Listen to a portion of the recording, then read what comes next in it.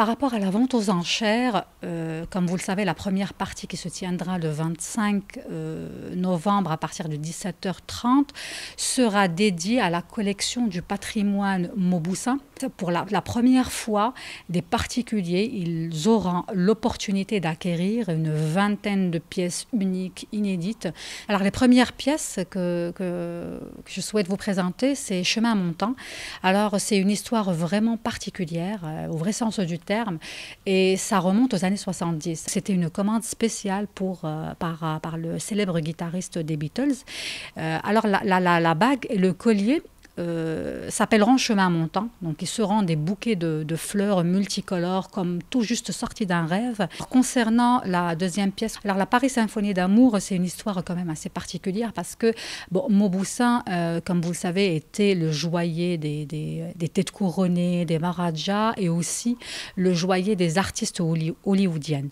Donc, et en hommage à des stars hollywoodiennes des années 30, la maison Mauboussin, elle réalise une parure exceptionnelle avec une monture remarquable qu'elle présente à travers son égérie, la célèbre Elsa Zilberstein, lors du Festival de Cannes en 2011.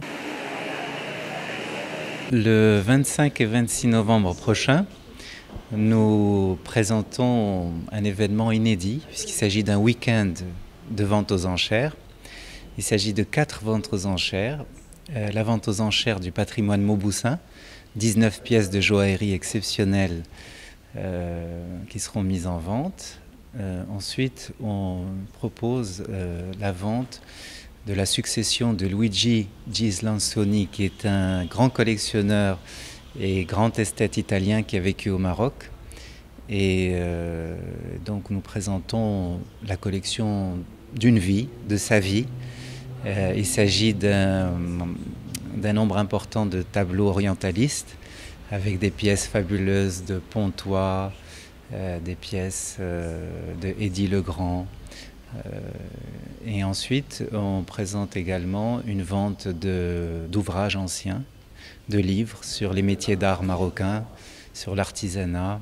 Donc nous avons les Casbah de l'Atlas de Majorelle, mais encore magnifique édition de Paccard, réalisée par un ouvrier de France.